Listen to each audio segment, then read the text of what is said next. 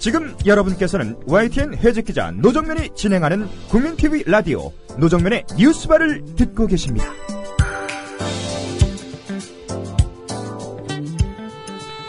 조중동으로 대표되는 족보 언론이 감추고 외면하는 세상, 조감세상 시간입니다. 노조 탄압의 현장에서는 거의 어김없이 어용노조가 만들어져 노노 갈등이 일어납니다. 쌍용자동차에도 민주노총이 소속된 금속노조 쌍용차 지부와 기업노조인 쌍용차 노조가 있습니다. 두 노조가 최근 만나서 해고자 문제 등을 논의했다고 합니다. 금속노조 쌍차 지부 고동민 대외협력실장을 전화로 연결해 보겠습니다. 고동민 실장님 안녕하세요. 네, 안녕하세요. 직함 그대로 유지하고 계신 겁니까? 예, 아직까지 쓸모가 있나 봅니다. 네, 축하드립니다. 네, 고맙습니다.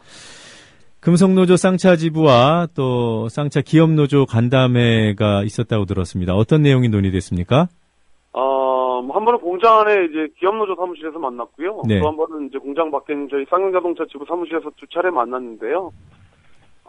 이제 그 쌍용자동차 문제 중에서 이제 선배 가압류 문제, 네.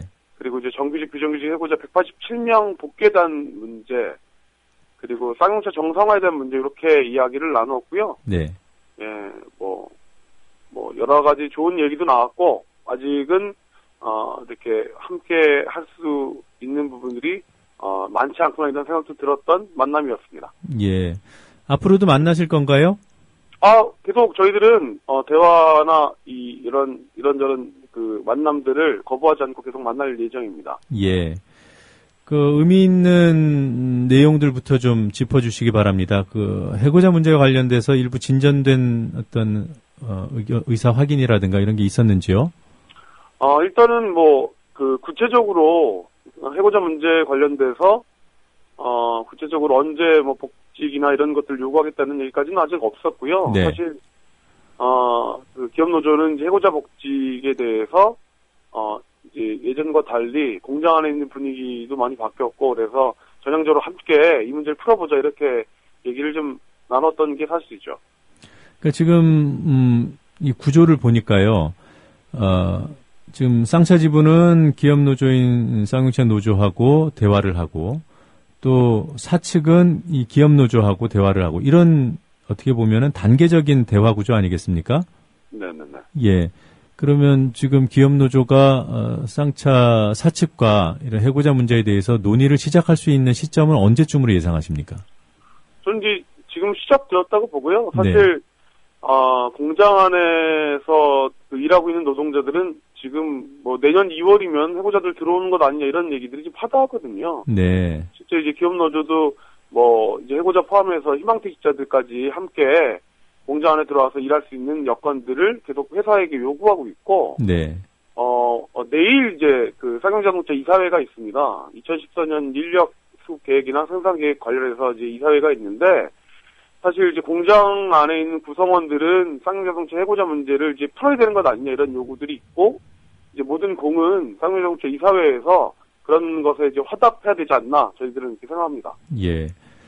그 기업노조와의 만남에서 손배 가압류 문제에 대한 논의도 있었다고 말씀하셨는데요.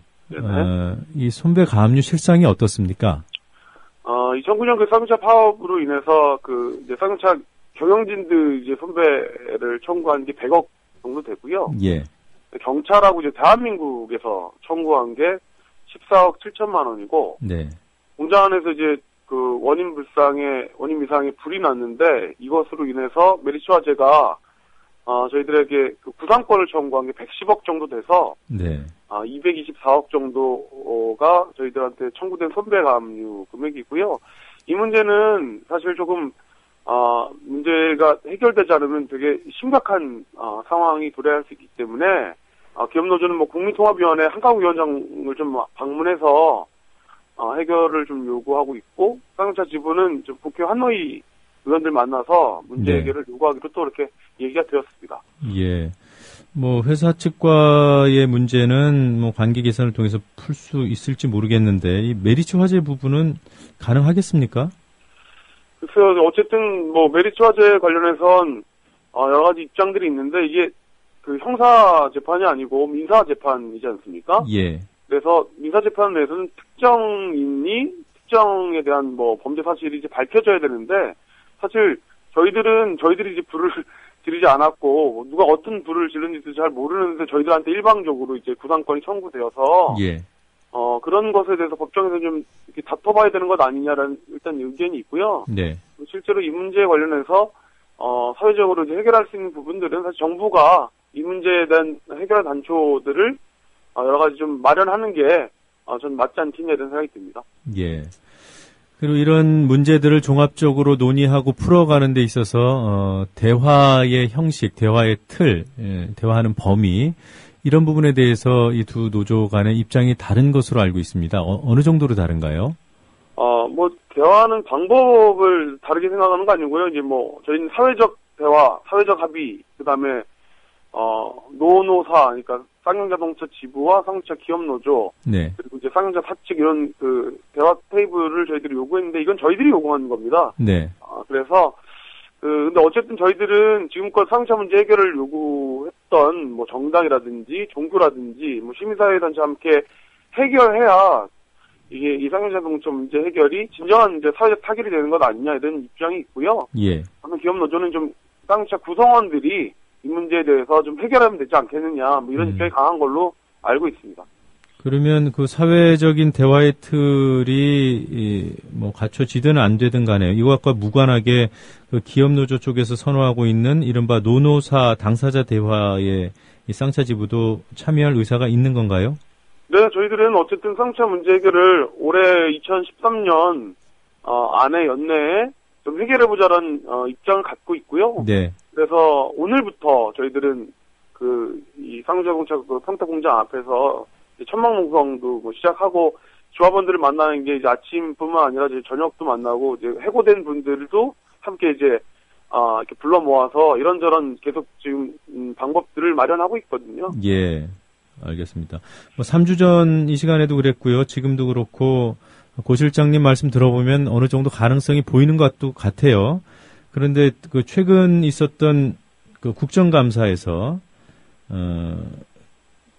사장 성함이 이유일 사장이시죠? 예, 이유일 사장께서 해고자 문제는 사법부 판단에 따른다 이런 원론적인 얘기를 했던데, 네네. 예, 이 부분에 대해서는 어떻게 평가하십니까? 그렇게 굳은 마음 갖고 원론적인 답변하시려고 나오셨던 것 같은데요. 네. 근데 좀 쌍차 문제 해결에 대한 이제 주문, 질문 이런 것들이 계속 이어지니까 사실 해고자 문제도 전형적 검토하겠다 이런 답변도 하셨거든요. 네.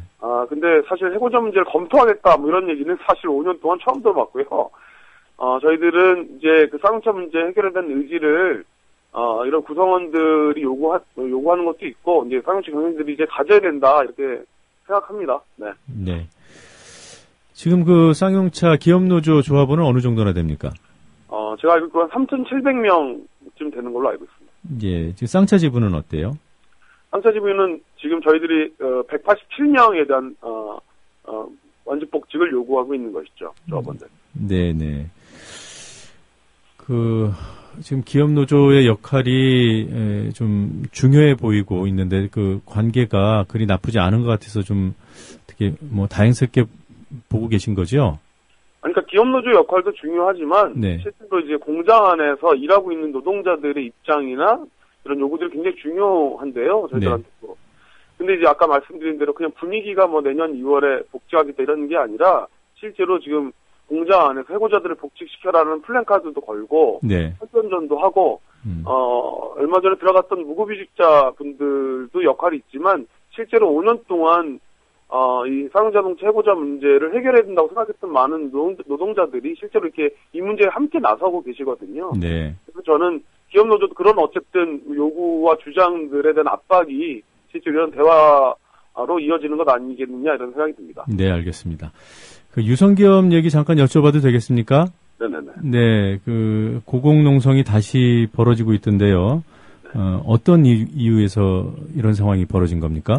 오늘 보건소 17일로 알고 있는데요. 네. 작년 유성기업 관련 청문회나 국정감사 통해서 이 창조 컨설팅이라는 노무법인이 부당노동행위, 용역폭력 사주 이런 게 이렇게 밝혀졌잖아요. 네. 그래서 고용노동부 창안지청에서는 이제 유성기업 사장인 유시영 사장을 구속하자 이런 의견을 검찰에 냈는데 검찰이 갑자기 고용노동부의 그 재조사 요구한 뒤에 지난 8월에 불기소 의견으로 바뀌었거든요. 그리고 부당하게 해고된 그 유성기업 노동자들이 다시 공장으로 얼마 전에 복귀했는데 네. 이 노동자들 다시 유성기업 사측에서 해고하고 징계하는 행위들을 진행했어요. 이 기업주는 불법 저질러도 처벌 안 받고 노동자들은 뭐 파업만 해도 구속되는 일이 비일비재한데 이런 유성기업 문제 이제 바로 잡아야 한다고 저는 생각합니다. 지금 그러면 그 홍종인 지회장이 다시 고공농성장에 들어간 건가요? 네, 그 홍종인 지회장은 아산 공장 지회장이시고요. 네. 이정훈 지회장은 이제 영동 그 공장 지회장이신데 두 분이 네. 함께 올라가고 계십니다. 아, 두 분이 같이 올라가셨군요. 그 광고탑에 올라갔다고 들었어요? 네, 옥천 IC 근처의 광고탑인데요. 저도 한번 가봤는데 정말 가슴이 되게 먹먹하더라고요. 네, 알겠습니다. 지금 창조 컨설팅 얘기를 하니까 그 부당한 노무 조직이 개입했던 사업장이 또 골든브릿지 투자증권 아니겠습니까? 네네네. 예, 여기서도 어제 일이 있었던 것 같은데요. 어떤 내용입니까? 골든브릿지 이상준 회장은 노동운동가 출신이라고 하는데요. 네. 이 회사를 이제 회사를 인수할 때 노조가 경영에 참여하는 공동 경영 약정으로 인수를 했다고 합니다. 네. 근데 뭐 약속은 지키지 않고 계열사를 이렇게 부당하게 지원하고 회사 공급 유용해서 노동자 문제 제기하니까 여기도 이제 창조 컨설팅하고 계약해서 용역 폭력, 뭐 노동자 탄압 이렇게 해서 파업이 시작되었고요. 오늘로 파업이 555일차 되는 겁니다. 근데 이제 지난 일요일 날 여러 가지 좀 사측이 압박에 몰려서 그런지 본사 앞에 있는 천막을 철거했어요. 네. 철거해서 이제 그 골든브릿지 증권 김월 지부장이 그 건물 위에 이제 올라가서 농성을 시작했는데 어제 저녁에 이제 그 경찰들의 이 폭력적인 진압으로 인해서 연행되셨고 조사를 받고 오늘 새벽쯤에 지금 석방되셨다는 걸로 확인되고 있습니다. 예, 알겠습니다. 자, 잘 들었습니다. 네, 지금까지 금속노조 쌍차지부 고동민 대외협력실장이었습니다.